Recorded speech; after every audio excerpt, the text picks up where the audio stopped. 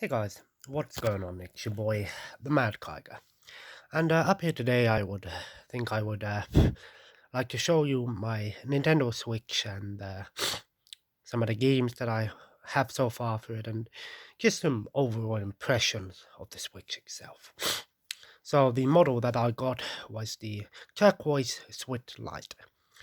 I've got to say straight off the bat, it is actually very surprisingly comfortable in your hands. It doesn't feel heavy or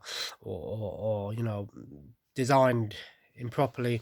One of the problems I have with the Vita is after a while it gets a little bit uncomfortable in your hands, just a little bit personally. That is, but the Nintendo Switch does not have that problem.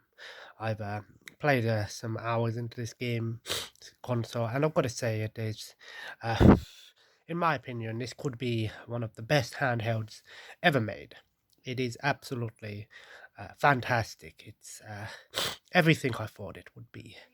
It is smaller than the original Switch, and to be honest, I don't mind that because, like I said, it's not.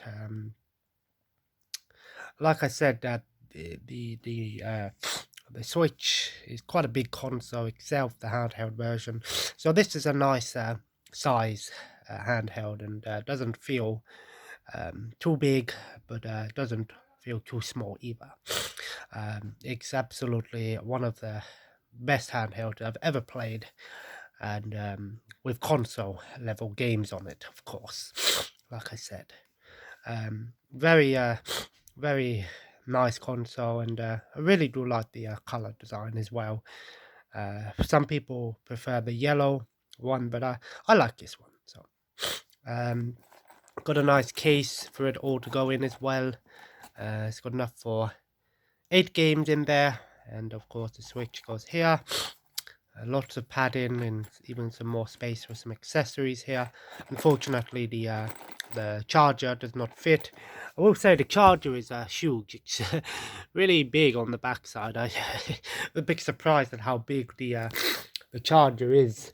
Um,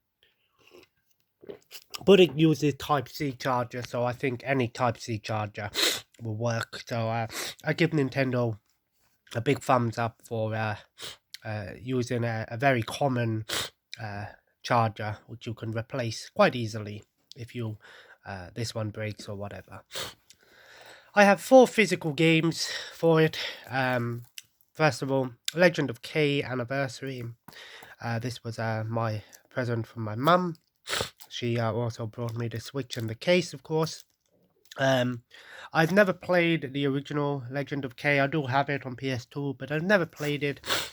I have a feeling like this game might become a little bit more collectible in the future. I just feel like this particular version, the Switch version, might become a little bit more rarer down the line or something. I don't know. It just has that vibe about it. I don't. It's hard to explain, but I will be checking this one out at some point, of course. I hear it's like a Spyro style game with some action elements in here. Lots of pop quiz culture and quotes and things. So yeah, it looks pretty good. It reminds me of something like Daxter on PSP or something. So yeah, Legend of K Anniversary. My younger brother Jack brought me Mario and Rabbids Kingdom Battle. This game is basically a more user-friendly version of XCOM. When I first seen the trailer for this game, I was a little bit on the fence. I didn't think it would be that great, but I actually am surprised that got a little bit more respect for this game. Still haven't played it yet, but I've always wanted to try XCOM, but I've never really gotten around to it. I hear it's got a very sort of a steep learning curve to it, whereas Kingdom Battle has a lot more playability to it for newcomers to the style of game. So I will be checking this one out, and of course, with the Rabbids invasion into the Mario universe, It's definitely a light-hearted and probably some cheap laughs here and there. Currently, I am playing Ultimate Alliance 3. Thank you for my older brother, who also got me a 128 GB memory card as well. So I really appreciate that. Thanks a lot. Um, I'm enjoying Ultimate Alliance 3 for what it is. It was nice to see that they did eventually go back to the Ultimate Alliance. This game has a lot more emphasis on the beat 'em up and using team abilities and stuff. Definitely took more from the second game than it did the first game, but I like the design as well. Has a lot of classic classic look to it. Reminds me a little bit of like Disney Infinity as well. And I've got to say, it's a fun game, definitely one worth checking out if you like Marvel games. And because this game is exclusive to Nintendo Switch, it's a game that I had to have. So I was very excited to try this one out, and I'm about maybe halfway through it now, or so, give or take, and I'm enjoying it so far. Lots of characters, and of course there's a DLC as well, which is still coming out. So the second DLC is out now, I believe, which have new characters and some new missions and things. So we'll be picking up the season pass at some point as well. And today I got this Bloodstained Ritual of the Night. This game is essentially Castlevania Symphony of the Night remastered without being called Castlevania Symphony of the Night. Konami sort of has not really given Castlevania the remaster treatment that it has with some of their other series, unfortunately. This is perfect for Nintendo Switch because, especially on the handheld, because this game is a Metroidvania style game. Like I said, most people, when it came to Castlevania Symphony of the Night, swear by Symphony of the Night being the best Castlevania game of all time. And other people prefer the original Castlevania games or Super Castlevania 4 or something. Whereas Symphony of the Night changed the Castlevania format into the Metroidvania style, you know, style of gameplay. Lots of like RPG elements, spells, upgrades, leveling up, and all that stuff. Some people liked that change in Castlevania, others didn't. So Symphony of the Night was sort of the point where Castlevania fans were split. Some really enjoyed the new style of Castlevania because a lot of Castlevania games after Symphony of the Night used that same format, and this game is essentially a big nod to Symphony of the Night, improving over the problems that Symphony of the Night had. It did have some ridiculous load times, and of course, when you died, you have to go back and then so forth. Check out AVGen's Castlevania video; he sort of covers most of that. But they also did Bloodstained Curse of the Moon, which was essentially Castlevania 3. So they have done the original Castlevania style game and now Symphony of the Night. But this game is considered to be a really, really good game. If you've never played Symphony of the Night, which I haven't, this game is actually a really good way to play Symphony of the Night without having to, go out and pay ridiculous prices, which Symphony of the Night costs.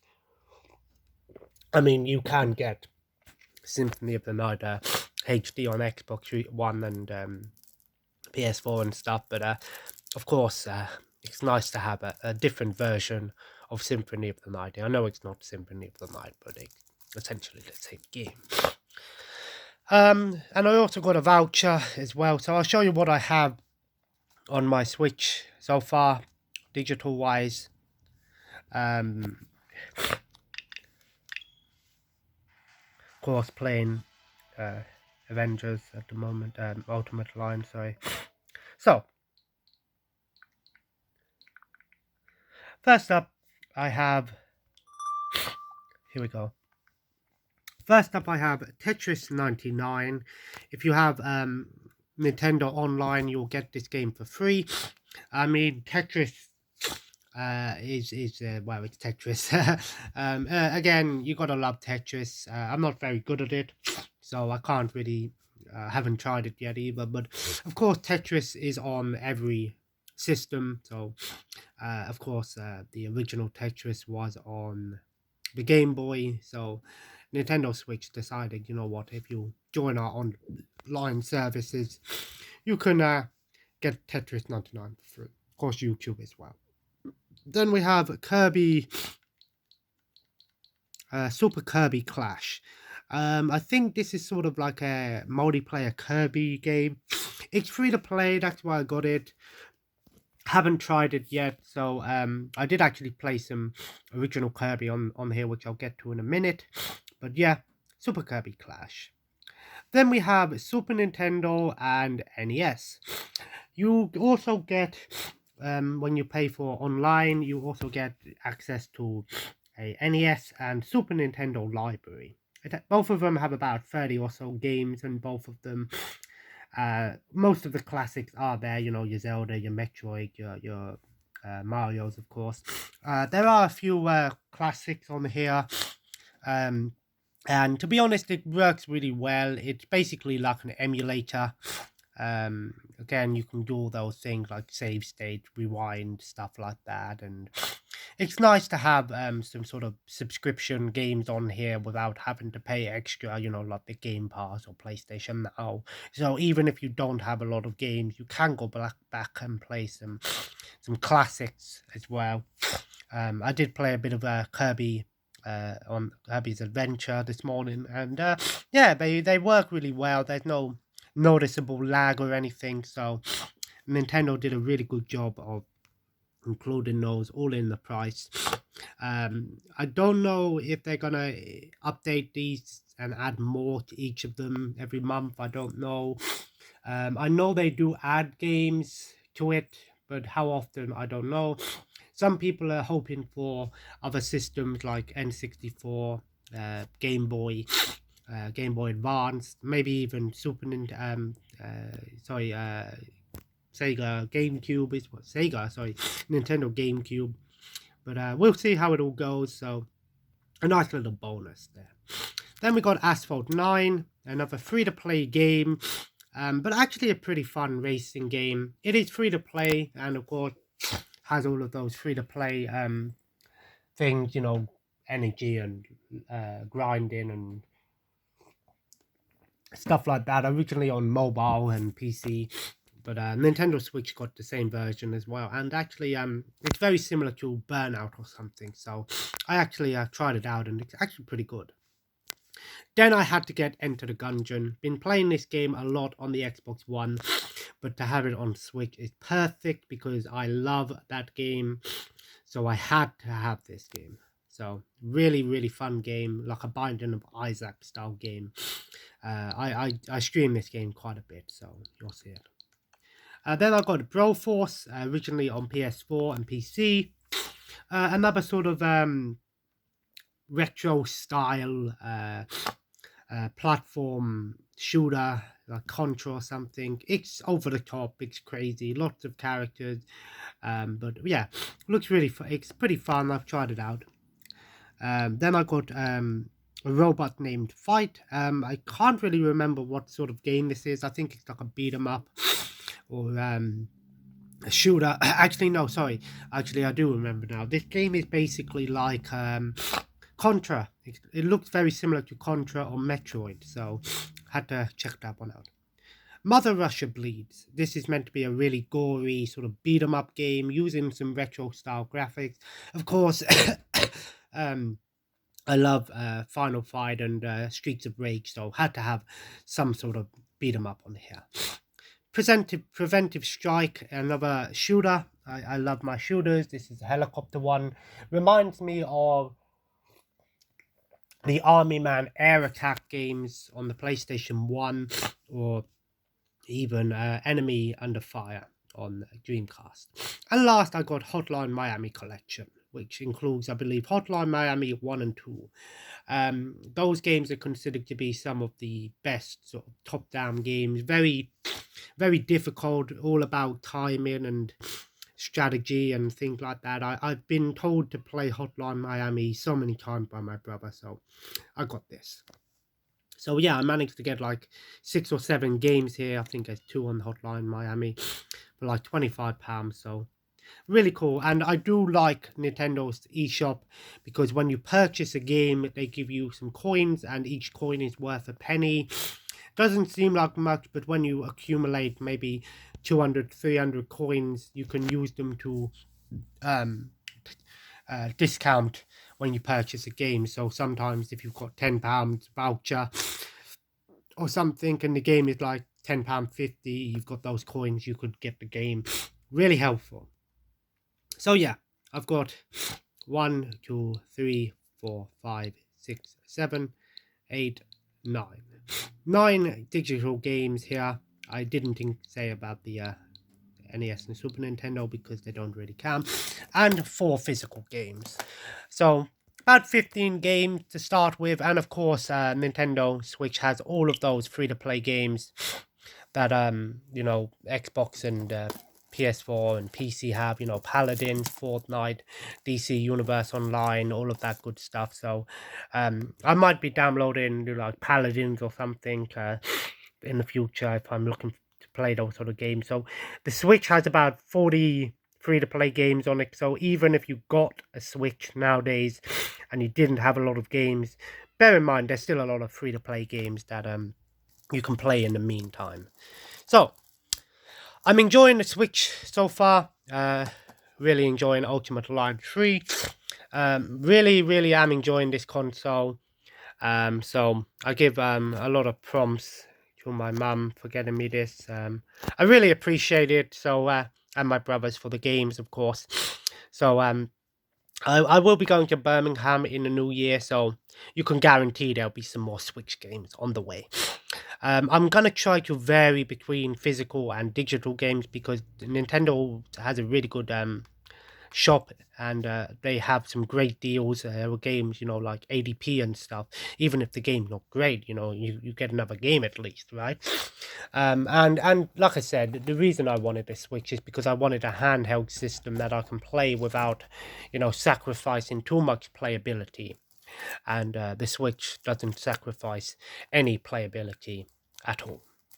So if you guys enjoyed today's video, please leave a like and of course comment below. Let me know what Switch games I should be picking up. Of course, I am aware that I haven't got Zelda or Smash Bros or Mario Kart. I will get them, of course. I'm a collector. I will get all of those games, but of course, it's early days yet. So I'm happy to have the Switch finally in a console, which now completes my current generation of consoles. I have Xbox One, PS4, and the Switch. So I'm all up to date with this generation of consoles, except PC and, you know, DS and stuff. But whatever, that doesn't really count. I know Switch Lite is technically a handheld, but still, the fact that I can buy console games for it and play them, it's good enough for me. And of course, hope you have a good New Year's and everything. Enjoy the rest of your month. And as always, feel free to subscribe and follow me on Twitter and Instagram at the Mad Kyger. I might be streaming tonight on some Star Wars Battlefront 2 with my boy. So check me out at the Mad Kyger on Mixer. If I am streaming tonight, that's where it will be. But of course, Twitter and Instagram is where I post my streaming links. So of course, check me out. And as always, have a nice day. And I will see you in the next video. Take care and bye-bye.